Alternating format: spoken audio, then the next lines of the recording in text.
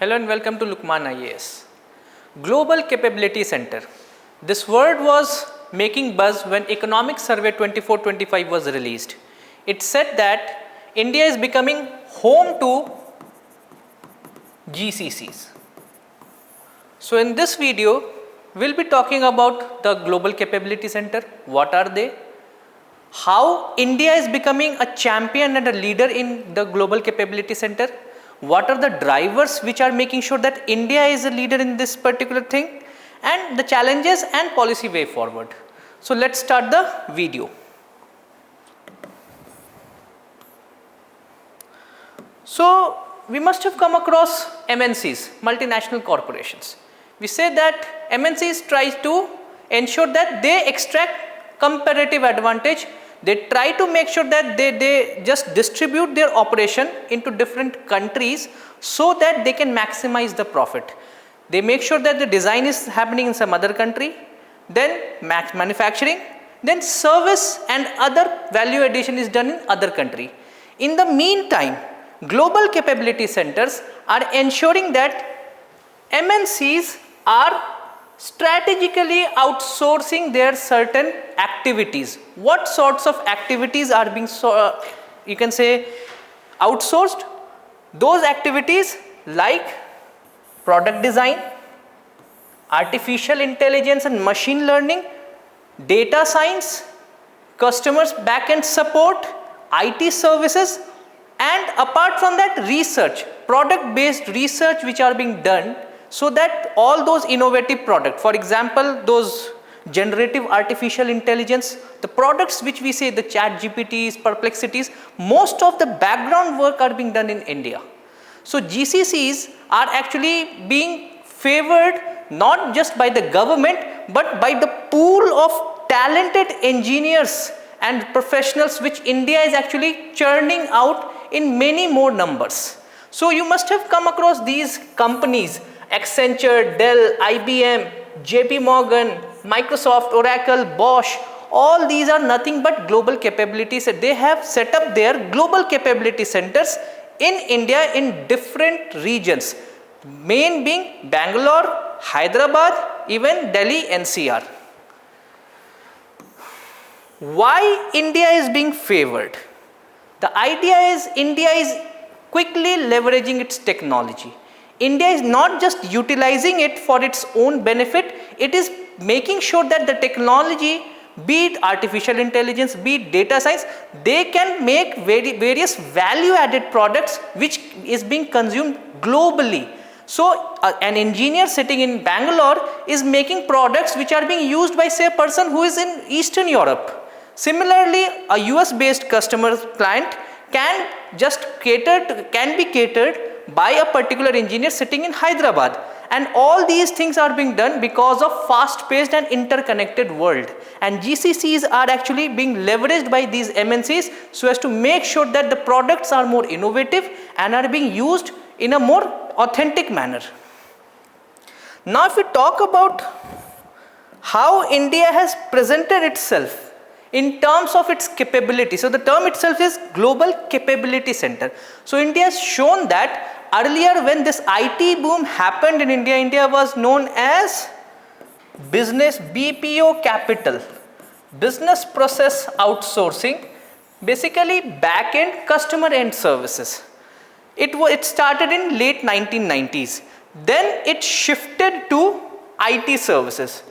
So it was earlier low cost, be it the billing part, be it the customer service whatsoever. If a product is being made, certain customer service which is needed, they were being transferred to calls in Bangalore, Hyderabad, Pune or Gurgaon. Now it shifted to IT and IT enabled services, ITES. And now we saw emergence of many IT firms, be it the TCS, Infosys, Wipro, to name many other companies, Capgemini. They came and set up their centers in India.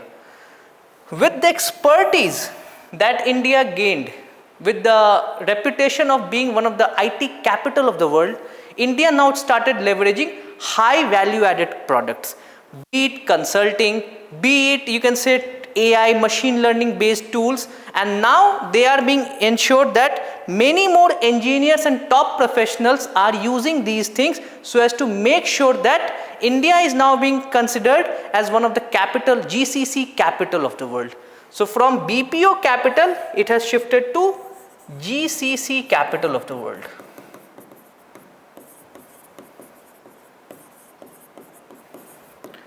Now if we'll see this thing in terms of data.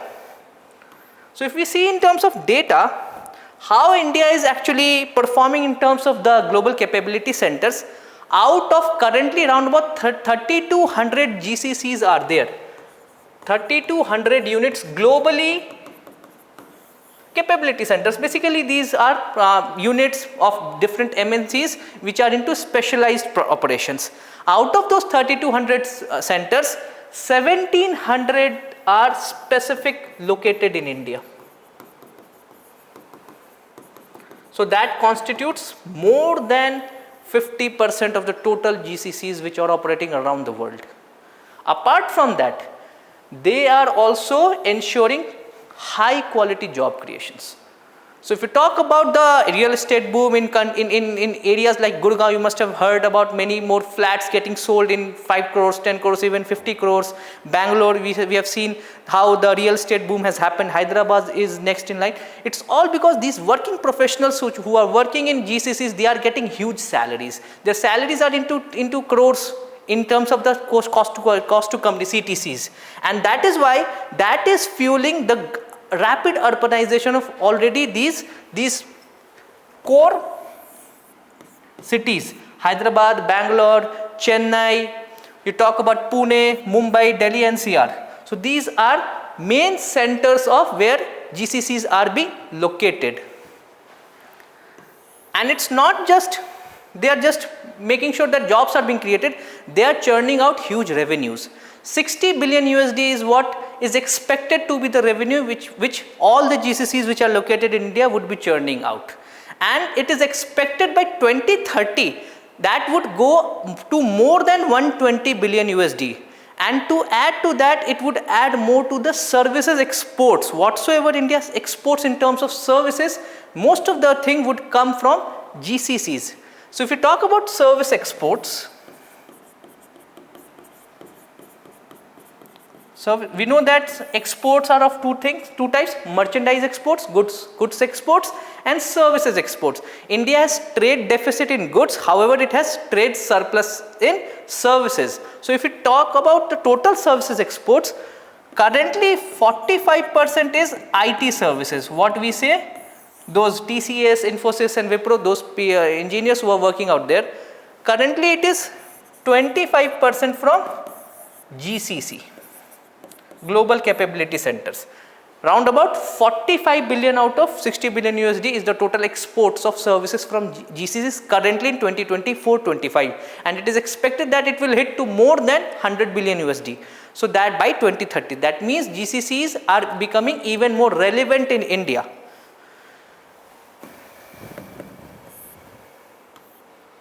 Now if we talk about why India is an outlier, or you can say India is a favorite destination for these MNCs to set up their global capability center. Before that, I'll just talk about a brief history that turned up in the economic survey. There was a little box. It said that India's first GCC was set up by Texas Instruments, a US based company, in 1985 in Bangalore.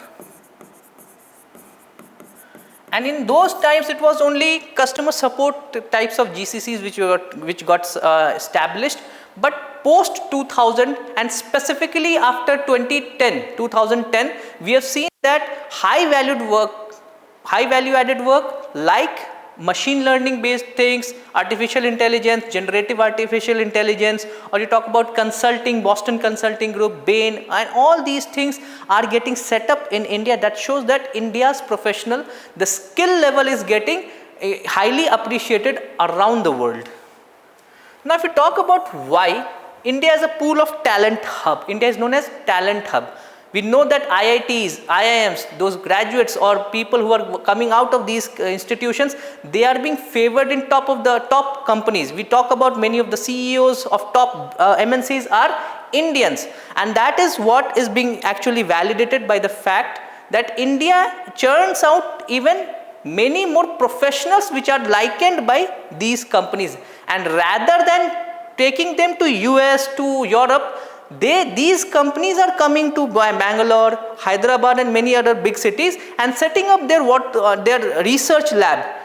For example, Google has its largest research lab in Hyderabad, which is next only to what is there in USA. Similarly, Adobe has one of the most important research lab in India only, and that is why many more companies are coming and setting up their research lab. Research lab does not mean that it is only chemicals and all. Many of the products which are being IT services products which are being rolled out for public use are first tested, and these are done through IT services firms. These are done through the coding or the whatsoever things which are done, and this is how India is actually leveraging its talent hub. Second is technological innovation, and obviously we can say that the Jan Dhan, Aadhaar, mobile, that is financial, that is lower level inclusion, but the level of digitization, the level of penetration of education which has happened, the massive open online classes, the MOOC, all things have made sure that now education and getting those skills is not just limited to colleges. People are getting skilled through various certificate courses. For example, you must have heard about Coursera courses. So Coursera is actually giving a platform for people to get skilled up according to their interest. So they are working, at the same time they are also making sure that they are getting upskilled, and this is why the talent hub and technological innovation which India is actually pushing is getting its dividend in India. Cost competitiveness. This was the main reason as to why many companies shifted their operations from US and Europe to India in earlier times. Obviously, because whatsoever is the work which is being done by India, by an Indian vis-a-vis an American, for the same work an American would charge more, and it is said that India's cost competitiveness is round about 1/3. So whatsoever is the labor cost which an MNC incurs in terms of the same type of work, it costs 1/3 that of USA. This is the level of, so 33% of the cost, and that is why that gives an added profit. It's an instant profit for those companies. So they have set up their offices in India. Robust infrastructure. So you must have heard the government of India is making sure that digitization, internet penetration, fiber optics cable laying, even many of those office setup, STPI software technology parks of India, they are setting many dedicated software parks, and these companies are getting ready to use infrastructure so that they can leverage the already existing talent pool which is there in India. And the government support. The government has made sure that this is an opportune moment for India. We know that China is factory of the world. It is very difficult for India to compete with China in terms of goods, and India expects that India has certain expertise in services. So it is creating services as an export model, and therein lies GCCs, and that is why government is coming out with conducive support in terms of tax incentives, in terms of favorable policies, so that these MNCs can also set up whatsoever is the remaining GCCs into India. Just an example, there are many global capability centers which are set up in Poland, Eastern Europe, even in Mexico. They are also coming to India because of cost competitiveness, favorable government policy, robust infrastructure, at the same time obviously ever swelling talent pool. So these are the opportune things, the drivers as to why India is getting a favorable treatment in terms of many companies setting their capability centers in India. Obviously, what is the economic significance? Nothing is more important than economics which is derived out of these policies. The first important thing is high value job creation. As I have already told you, India wants to create jobs for the masses, but at the same time, if India presents an opportunity to create high value jobs, which is comparable to an American dream. We must have heard that there's an American dream that people go to America, they go for the onshore and all these types of jobs so as to get and earn in dollars. How about if the same thing is getting offered in India? They are earning in dollars, they're getting high packages, but living in India only. And that is what GCC offers. These high value job creation ensures that skills are rewarded with high remuneration, and people and students get motivated to get even more skill, and that adds up to overall high value added income and economic benefits for India. We must have heard that there is a term which is known as middle income trap. Middle income trap.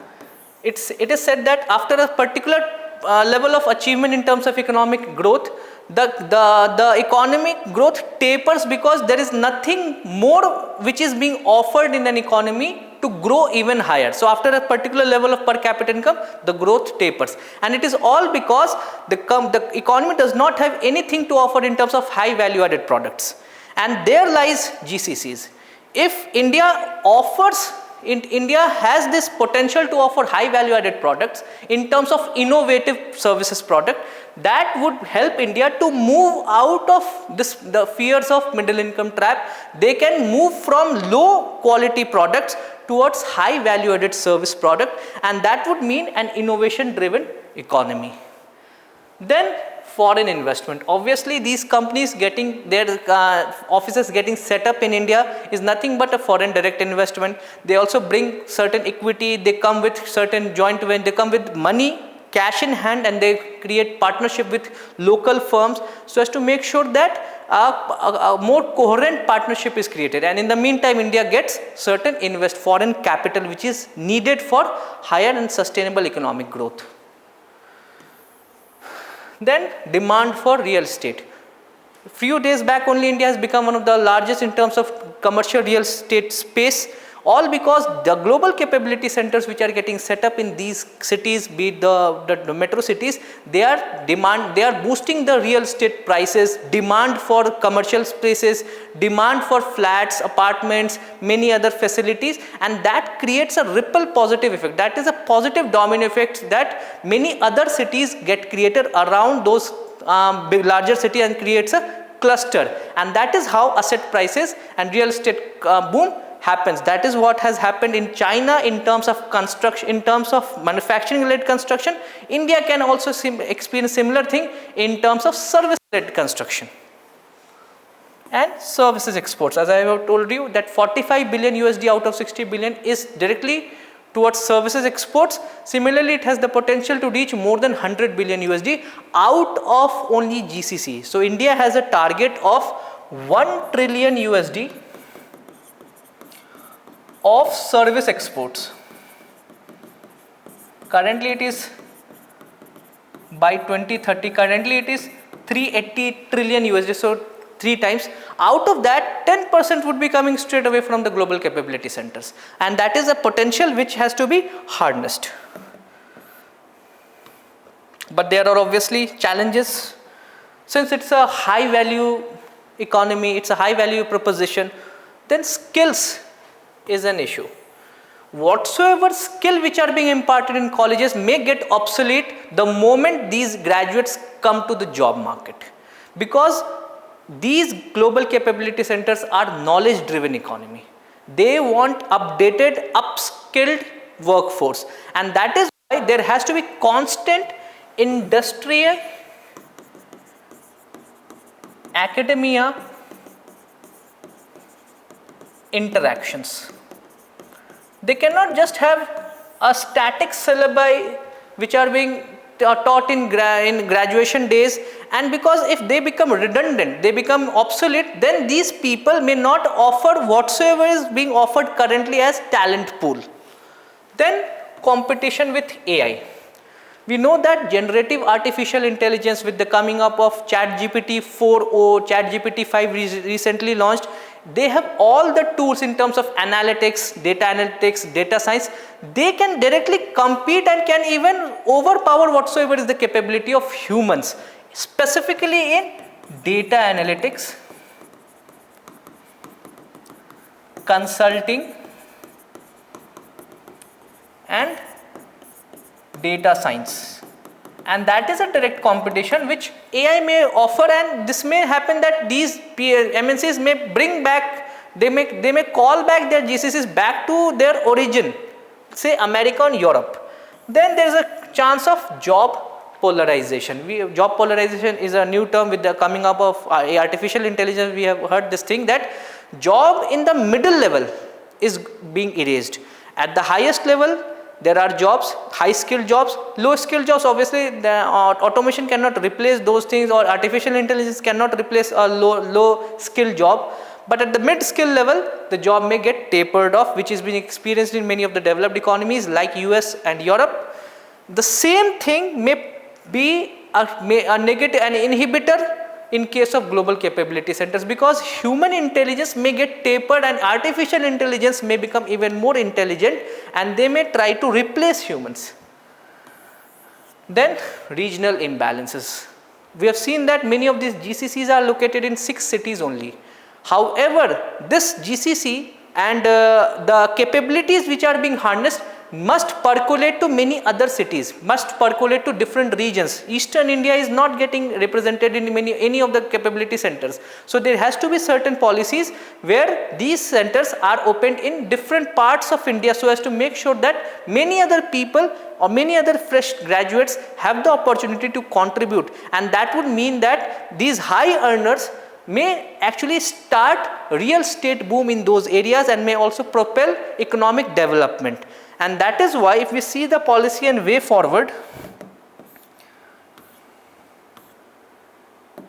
the government of India has a you can say a coherent and a like-minded policy to make sure that GCCs disperse to tier 2 and tier 3 cities. Already we have seen that Bangalore and Hyderabad or many other, Gurgaon, they are choking. The infrastructure is collapsing. The asset prices are ballooning like anything. Why not shift these talented needs to tier 2 and tier 3 cities? And that would propel the real estate boom in those areas also, because everything is done through internet only. It's all about digital communication which happens, and that can be done from anywhere. And that is what is the focus of the government of India. Then skilling and curriculum alignment. Skilling at the higher educational institution like colleges and universities, and curriculum at the foundational level. So national education policy talks about data science, coding, consulting, these areas to be taught from foundational level only, not just limited to science, maths, social science, literature and many other language paper. These new age skills have to be taught at the foundational level only, because what happens that it is very easy to mold the brain at that time rather than when they enter the higher educational institution. Then promote homegrown MNCs. Likewise, these MNCs are harnessing India's capabilities. India needs to promote its own services MNCs which are more product based rather than services based. We have global services firms like IT services firms like HCL, Infosys, Wipro, TCS. We do not have product based companies, and that is why we need to actually create our own MNCs which can harness our local talent also. At the same time, they can go and round say other emerging economies in Africa, and they can harness the talent there. Then R&D push. R&D as a proportion of India's total GDP is less than 0.8%, and most of them is salaries which are given to the professors or the researchers. The private participation in R&D, be it the product based R&D, it's very limited. Until and unless private participation happens in those research and development, it is very difficult to create our own MNC which can challenge these global giants whatsoever we have seen, the Amazon, JP Morgan and many other companies. Then ensuring ease of doing business. If a particular company is is actually eager to set up its businesses in India, it is eager to set up its unit in India, they should be welcomed. There should be red carpet that should be laid rather than red tape. It has to be red carpet, they should be invited, or whatsoever is the problems that they face, that should be actually overcome in the quickest possible time. And then state specific GCC policies. It is not just the onus which should be on the state or on the government of India, even the state government should actually make sure that they roll out certain favorable policies, like say land which are being allocated, the infrastructure which are being done, the regulatory framework. Likewise, if we talk about MP, Madhya Pradesh has become the first state to roll out dedicated GCC policy. Likewise, many other states can create their own thing, and that would create a competitive environment, and that would offer many more opportunities for these MNCs to set up their offices, to set up their units. Suppose a time would come in future that Bihar may be able to offer a favorable destination to set up offices, like they have talented engineer, talent pool, they can offer favorable policies, tax breaks, and also land at a very cheaper rate, all those enabling infrastructure, data centers and all these things which are needed. And that would mean many other, that would be a cost saving for MNCs also. At the same time, there would be demand for people, demand for many other economic activities in those regions which are lagging behind in terms of economic growth. So this was all about the global capability centers and how India is actually offering itself as a favorable destination. Thank you.